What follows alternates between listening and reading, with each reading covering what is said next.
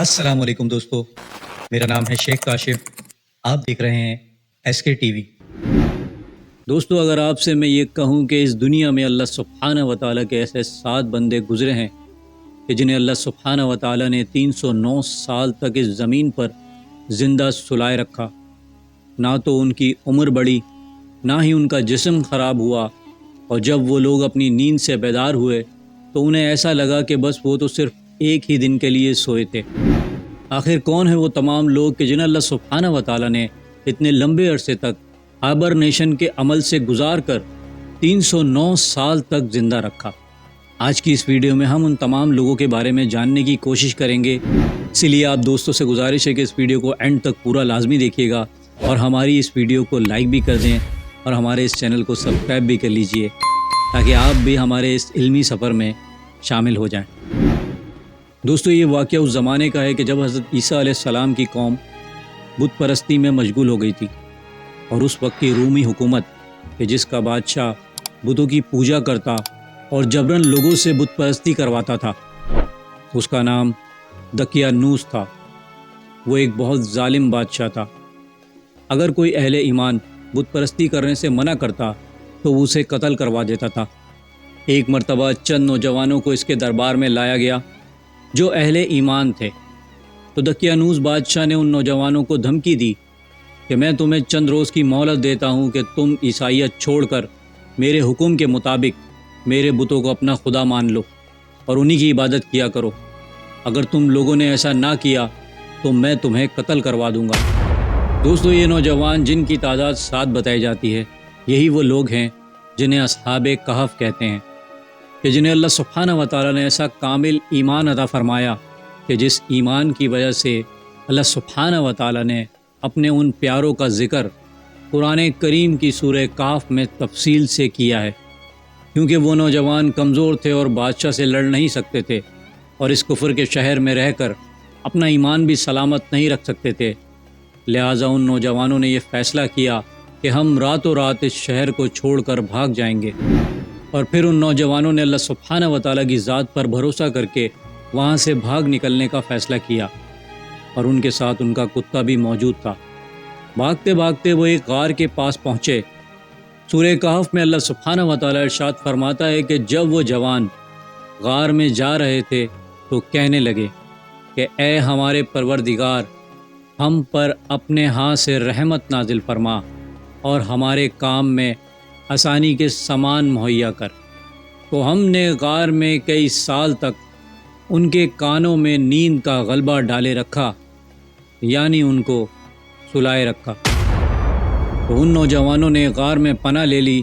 اور اسی غار میں سو گئے۔ بادشاہ دقیانوس کے سپاہی ان کو ڈھونڈتے ڈھونڈتے اس غار کے پاس پہنچ گئے۔ جب دقیانوس کو اس کی خبر دی کہ وہ نوجوان غار میں موجود ہیں اور سو رہے ہیں، تو دقیانوس نے یہ حکم دیا کہ غار کو ایک مضبوط دیوار لگا کر بند کر دیا جائے تاکہ یہ لوگ اس غار کے اندر ہی مر جائیں۔ اس بدبخت کو کیا معلوم تھا کہ وہ نوجوان تو اللہ سبحانہ و تعالیٰ کے دوست ہیں، اور اللہ سبحانہ و تعالیٰ نے انہیں اپنے حکم سے زندہ ہی سلا دیا ہے۔ 309 سال تک یوں ہی اسی غار کے اندر سلائے رکھا، نہ تو ان کے جسم خراب ہوئے، نہ ہی ان کو موت آئی، اور نہ ہی وہ 309 سالوں میں اپنی نیند سے بیدار ہوئے۔ اب ان 300 سالوں میں کئی حکومتیں آئیں اور چلی گئیں، اور بادشاہ دقیانوس بھی مر گیا، اور وہاں کے لوگوں نے بت پرستی چھوڑ کر دین عیسائیت قبول کر لی اور مسلمان ہو گئے تھے۔ اس زمانے میں بدروس نامی عیسائی بادشاہ کی حکومت قائم ہوئی، جو کہ ایک نیک دل بادشاہ تھا، لیکن روم کے لوگوں کا ایمان کمزور ہوتا جا رہا تھا اور مر کر دوبارہ زندہ ہونے پر یقین ختم ہو رہا تھا۔ تو اپنی قوم کا ایمان کمزور ہوتے دیکھ کر بادشاہ بدروس نہایت غمگین ہو گیا، اور اپنے کمرے میں بند ہو کر اللہ سبحانہ و تعالیٰ کی بارگاہ میں دعا کرنے لگا کہ اے میرے پروردگار، کوئی ایسی نشانی ظاہر فرما کہ میری قوم کے لوگوں کا ایمان پھر سے تیرے دین کی طرف پلٹ آئے۔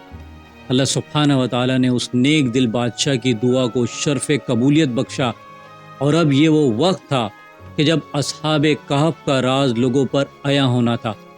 اللہ سبحانہ و تعالیٰ کا حکم ہوا اور وہاں ایک چرواہا اپنی بکریاں لے کر اس غار کے پاس آن پہنچا۔ اس نے غار پر ایک دیوار دیکھی تو لوگوں کے ساتھ مل کر اس دیوار کو گروا دیا۔ اس غار کے اندر کا منظر دیکھ کر وہ لوگ وہاں سے بھاگ گئے، مگر اس دیوار کے ٹوٹنے سے اصحاب کہف اپنی 309 سالہ نیند سے بیدار ہو گئے۔ انہوں نے ایک دوسرے کو سلام کیا اور انہیں ایسا لگا کہ شاید وہ ایک دن یا اس سے بھی کم وقت کے لیے یہاں اس غار میں سوئے تھے۔ بیدار ہونے کے بعد انہیں بہت بھوک لگ رہی تھی، لہٰذا انہوں نے اپنے ایک ساتھی جس کا نام یملیخا تھا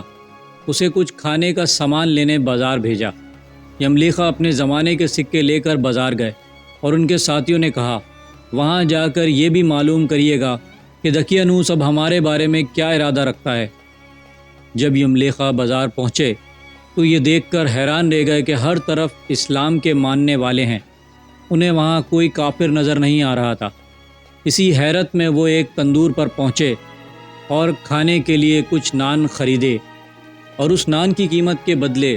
دقیانوسی زمانے کا سکہ اس دکاندار کو دیا۔ لیکن جب دکاندار نے سکے کو دیکھا تو اسے شک ہوا کہ شاید اس شخص کو کوئی پرانا خزانہ مل گیا ہے، لہٰذا اس نے یملیخا کو بادشاہ کے سپاہیوں کے حوالے کر دیا۔ سپاہیوں نے جب یملیخا سے خزانے کا پوچھا تو انہوں نے کہا کہ یہ میرا ہی سکہ ہے۔ یملیخا نے ان سپاہیوں سے دقیانوس بادشاہ کے بارے میں پوچھا۔ ان سپاہیوں نے جواب دیا، کس دقیانوس کی بات کرتے ہو؟ اس نام کا کوئی بادشاہ نہیں، لیکن کئی سو سال پہلے اس نام کا ایک بادشاہ جو بت پرست کافر تھا وہ یہاں حکومت کرتا تھا، اور دقیانوسی زمانہ تو کب کا ختم ہو چکا، تم کس دقیانوس کی بات کرتے ہو؟ یملیخا حیران اور پریشان ہو گیا کہ یہ سب کیا ہو رہا ہے۔ انہوں نے ان سپاہیوں کو بتایا کہ ہم تو کل ہی اس شہر سے اپنا ایمان اور جان بچا کر بھاگے ہیں اور ایک غار میں پناہ لی تھی، اور میرے بقیہ ساتھی بھی قریب کے اس غار میں موجود ہیں۔ تو وہ سپاہی اور بہت سارے لوگ یملیخا کے ساتھ اس غار کے پاس پہنچے، اور اصحاب کہف بھی یملیخا کے انتظار میں تھے اور پریشان ہو رہے تھے کہ انہوں نے آنے میں بہت دیر کر دی کہ کہیں شاید یملیخا کو بادشاہ نے گرفتار تو نہیں کر لیا۔ لوگوں کے قدموں کے شور کی آواز سن کر اصحاب کہف سمجھے کہ شاید دقیانوسی بادشاہ کی فوج ہمارا تعاقب کر کے غار تک آن پہنچی ہے، مگر لوگوں نے واقعی ان نوجوانوں کو دیکھا کہ جو 309 سال کے عرصے سے اس غار میں سو رہے تھے۔ اس کی خبر جب بادشاہ بدروس کو ہوئی تو وہ بھی فوراً اس غار پر پہنچا۔ بدروس نے اپنے آباء و اجداد سے ان نوجوانوں کا قصہ سن رکھا تھا، اور جب بدروس نے خود ان اصحاب کو دیکھا تو سجدے میں گر پڑا اور اللہ سبحانہ و تعالیٰ کا شکر ادا کیا کہ لوگوں کے لیے اس پروردگار نے ایسی نشانی ظاہر فرمائی کہ اب اس قوم کے لوگوں کو موت کے بعد زندہ ہونے کا یقین ضرور آ جائے گا۔ اس کے بعد اصحاب کہف نے بدروس بادشاہ کو دعا دی اور لوگوں کو خیر بات کہا اور واپس اسی غار میں جا کر سو گئے۔ اللہ سبحانہ و تعالیٰ نے اسی نیند کی حالت میں انہیں موت دے دی۔ دوستو، بے شک اصحاب کہف کا 309 سال تک ایک غار میں سوئے رہنا اللہ سبحانہ و تعالیٰ کا ایک بہت بڑا معجزہ ہے۔ اہل کتاب اور آج کے سائنسدان اس کھوج میں لگے ہوئے ہیں کہ انسان آخر 300 سال تک کیسے سو کر زندہ رہ سکتا ہے،